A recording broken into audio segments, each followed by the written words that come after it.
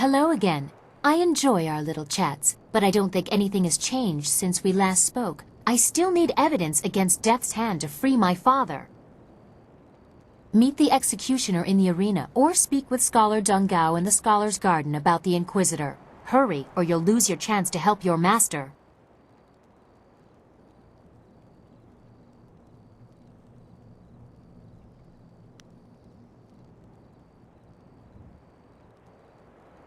Did you like it? I thought you might want a little assistance. Consider it a small token of my favor.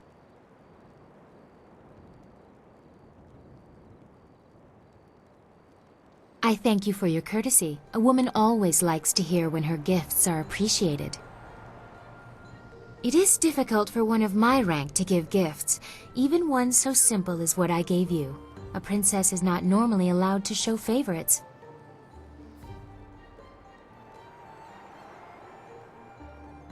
Better that I give it away before Death's Hand carts it off. He has been quite brazen. Besides, it was mine by birthright to do with as I wish. Must I always be dictated to by tradition, despite my respect for it?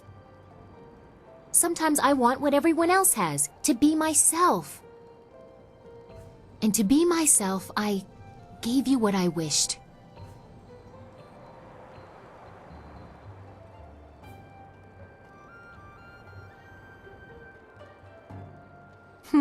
Well, you're polite at least. Most nobles take gifts as a matter of course, especially those from a woman. But the price I may pay for helping you could be greater still. I am destined for the throne, destined to rule the Empire after my father, but that will be meaningless if Death's Hand keeps his hold on my father's mind. I fear one day he may try to interfere with the imperial succession. Or perhaps convince my father that he should be emperor by marriage.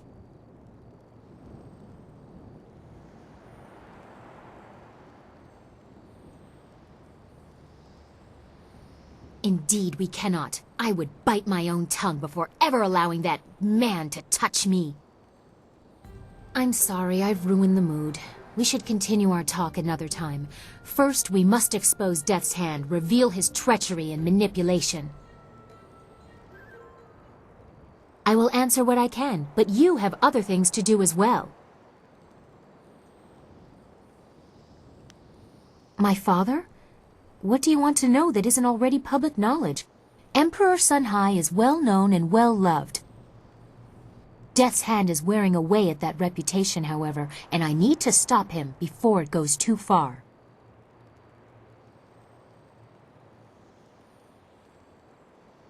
He has been present for as long as I can remember, but he only rose to prominence after the end of the long drought. My father was very caring when I was a child. Now he is cold and distant. I know Death's Hand is corrupting him somehow. I will answer what I can. We've gone over this. Death's Hand is using the prisoners who should be working on the wall to construct some sort of personal army of golems. My father probably knows something, but not the true danger of it. I need to show that Death's Hand intends to seize control. The Lotus Assassins act for Death's Hand. There has to be proof of his evil intent in the Lotus Assassin Fortress. That is where you need to go. I wish you luck. Once you have gained the trust of the Lotus Assassins, we will plan how to proceed.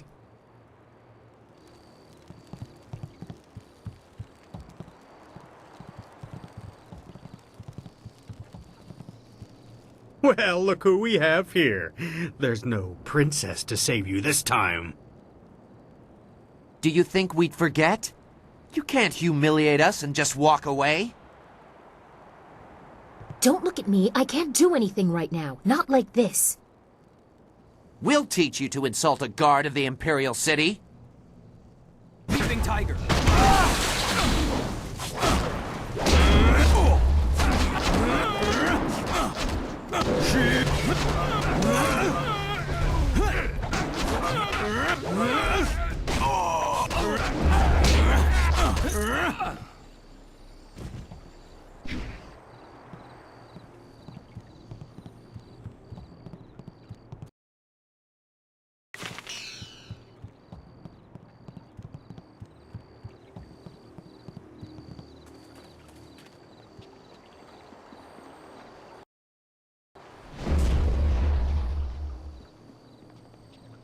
Welcome, friend. The lecture won't be starting for a little while, though your enthusiasm is appreciated. I wouldn't worry about seating. Those interfering philosophers had made sure that very few people will be attending the lecture.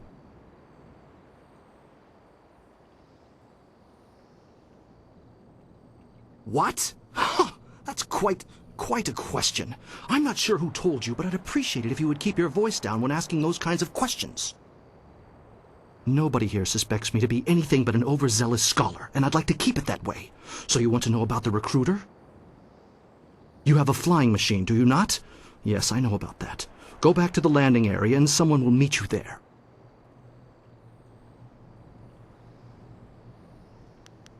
If the Lotus Assassins wanted you dead, your life would be over before you even knew you were in danger. The location is public, yet relatively private. Common folk are not welcome on the landing area, so there will be no crowds to hide spies, or an ambush. He already knows, I'm sure. Now go, and I will not speak to you about this any further. Your course is set. The Inquisitor will be waiting at your camp. Appease him, and you'll be on the road to appeasing me.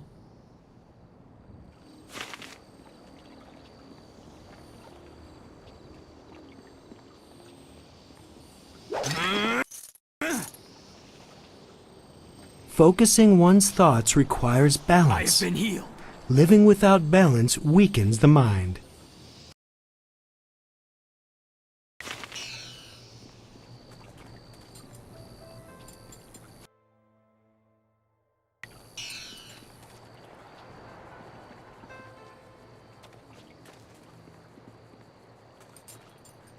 Greetings, and welcome to the Scholar's Garden.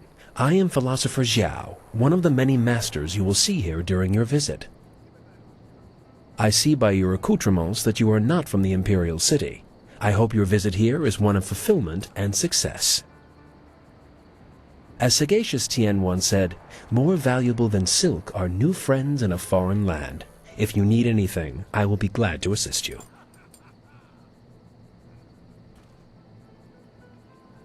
As sagacious Tien once said, kind words and respectable attire are seldom a sign of true character. Only deeds reveal the intent of the soul.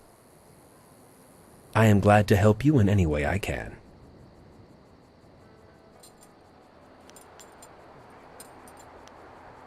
I am honored that you would ask me, though I must warn you, the teachings take a lifetime to learn and cannot be taught in a day.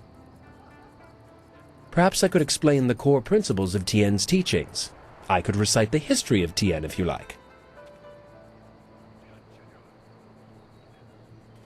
The teachings of sagacious Tien are very simple, but the implications are astoundingly complex. At the heart of the teachings are the concepts of harmony and discord. Also referred to as the way of the open palm and the way of the fist, one cannot exist without the other, but neither can they coexist in one person. Harmony with the world comes from understanding your place in the world. An ant that believes it is a tiger will never achieve harmony.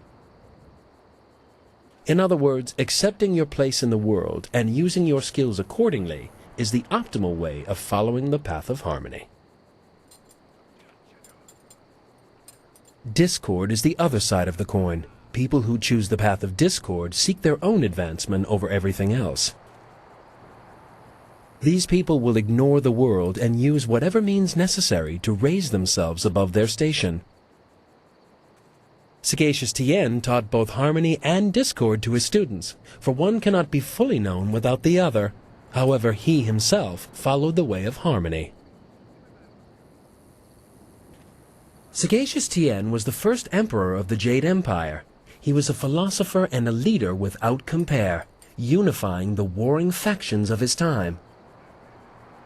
His teachings founded this great empire, though there was very little written about Tien himself.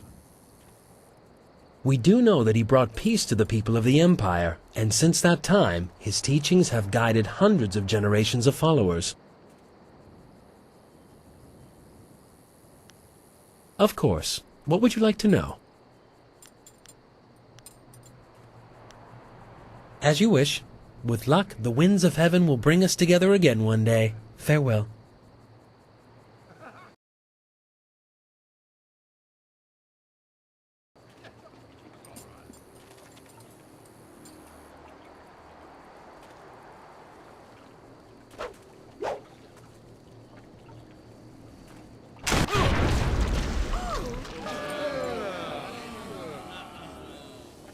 As amusing as your savage dances are, once again I have proven the superiority of setting your nose to the grindstone and not mucking about.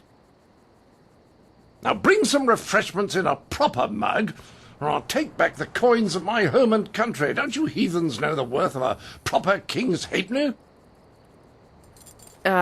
Generous visitor, if our customs are so displeasing to you, perhaps you should find lodging elsewhere?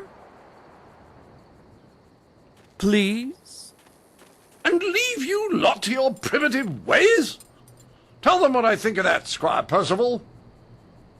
Sir Roderick Ponce von Fontelbottom, the magnificent bastard, will do no such thing. He means to educate you all. Good lad. Found him wading in the mud, planting weeds. You can't keep your crackers crisp doing that. Can't help you if you don't know the horror of a soggy biscuit. I've given him dignity, and unless one of you has the will to deny that I'm your better, I suggest you start learning. We'll have you in proper trousers by the morrow.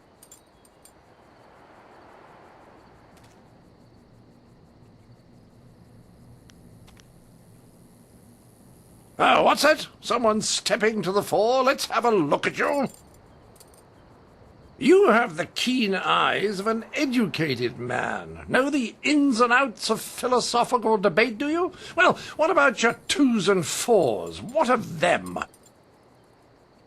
The simple truth is that I have bested every one of you who has come forward, whether in tests of wit or combat.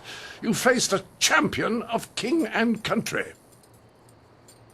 Now, I didn't ask to land here, but if a storm is going to cast my ship into the very heart of such a dark empire, I'll bring the light of knowledge wherever I can. You must hunger for guidance. You're like children. I mean, only a handful of you can even grow a decent moustache. What kind of place is this?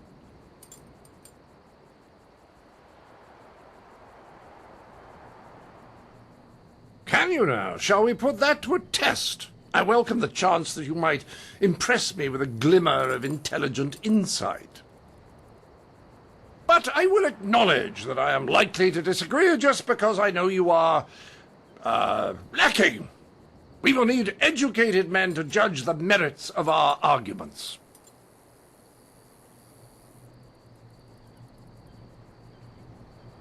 I've gone to great pains to learn your barbaric tongue, only to find that none of you has much to say. Can you convince me otherwise? I've heard a distinct lack of couplets and quatrains, to say nothing of pentameters. Is it any wonder you people live as you do? I charge you with defending the heart of your people. If a group of judges determines that you have adequately done so, I will declare you the winner.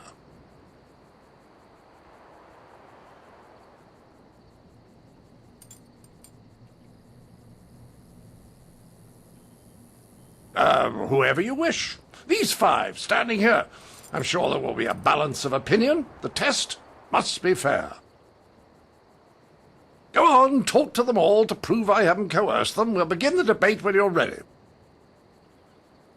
Then we'll see how you fare in combat.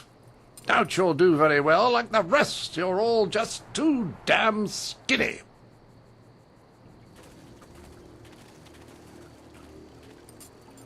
I heard you accept the Outlander's challenge. I'm grateful you have seen fit to defend us all. I would be honored to sit in judgment of the debate. Several of my fellow scholars have also volunteered.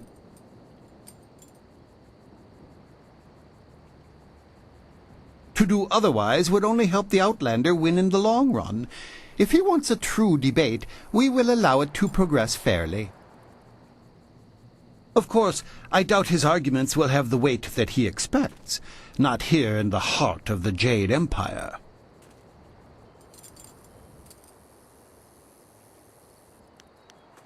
I wish you luck. I look forward to your defense of the Empire.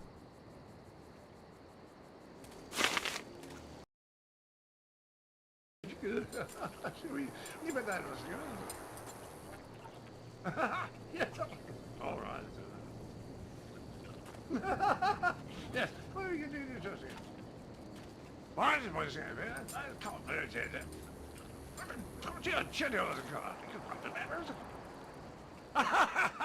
Well, ready to set the ponies in motion, are we? Let's declare some rules and get to it. You don't mind if I make this interesting, do you?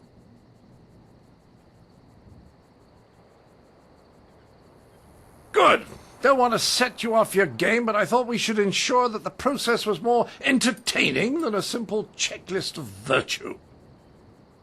It will be a simple matter. 5 judges, 6 topics. I'll pose my argument about why your foolish land stumbles like a child, and you try to answer. The judges will raise their arms to indicate whom they favor. Arms up for you, arms down for me. After 6 topics, if you have a majority, you are the winner. By the Queen's corset, if you get them all on your side at any time, I'll declare the match over. Now, shall we proceed?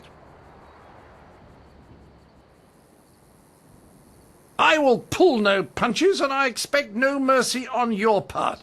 Let's see which of us is truly superior. Well, what shall be my first point of contention? I know, the most basic of concerns for a culture, the currency of its economy. What manner of society would use the silver coin as the basis of trade? Gold is clearly superior, which you admit by using it for important statuary. Your understanding of what determines value is flawed. Your rebuttal?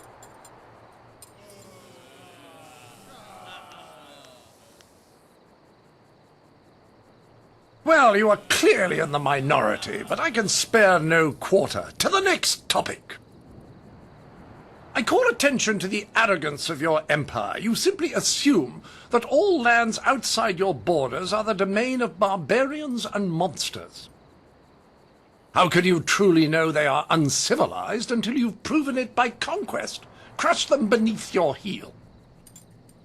You sit here thinking while far-off lands yearn for direction, not unlike what I am attempting with you.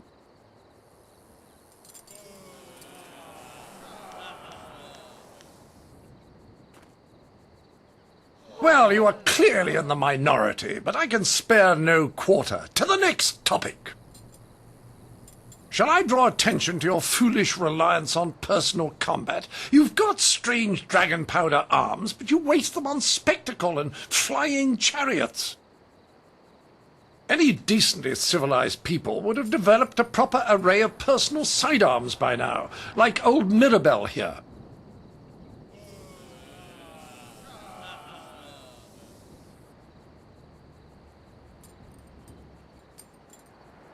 What? My monocle must be fond. I can't see anyone in my favor. It appears they've reached a consensus against you, Sir Roderick.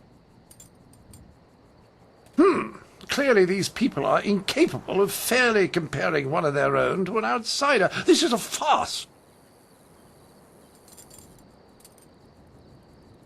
And perhaps it was my mistake to think you would be open to anything other than your own backwards ideals. Pah!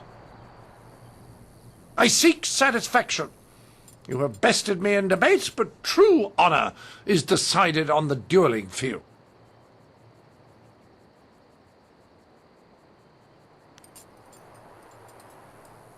Pah! Do you shrink from the challenge? This is how true leaders of the battlefield fight. Rise up or step aside. The entry hall here has walls to be up against, corners to be backed into, and floor enough on which to be down but not out. Whatever your metaphor, I'll beat it.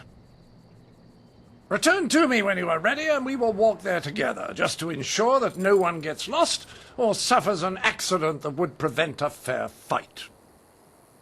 Frankly, I don't know what you people are capable of. What? Good! Let's get this over with so I can return to schooling the rest of your fellows. I envy you. You are about to experience for the first time the skill that has forged an empire and traveled the world. There will be pain as well, but I imagine it will be almost worth it.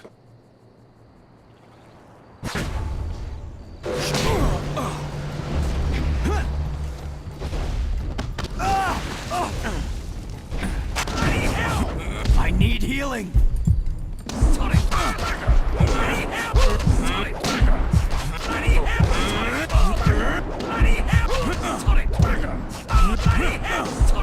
You cannot.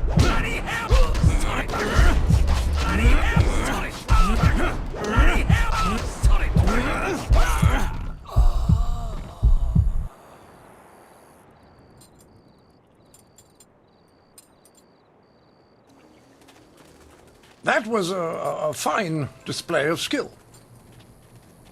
It was a fair fight, Sir Roderick, within the rules you specified. Yes, old boy, you've got it right. I was really sat down, I believe. Like the fall of the old bridge across the Grand. My humours are in disarray, I tell you. I suppose I should have seen it coming. Your win in the debate was a sure sign. I do believe I have underestimated the lot of you.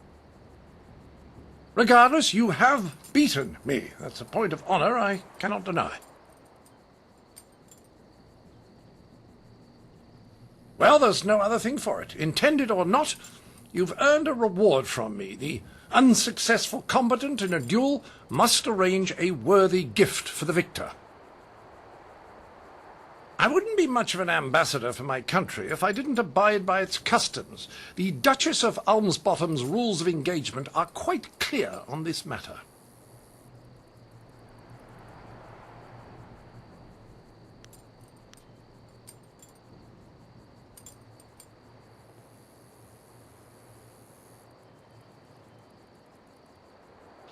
With that in mind, I give you a copy of the Duchess of Almsbottom's Rules of Engagement. I'm sure it will sharpen you up even more than you are.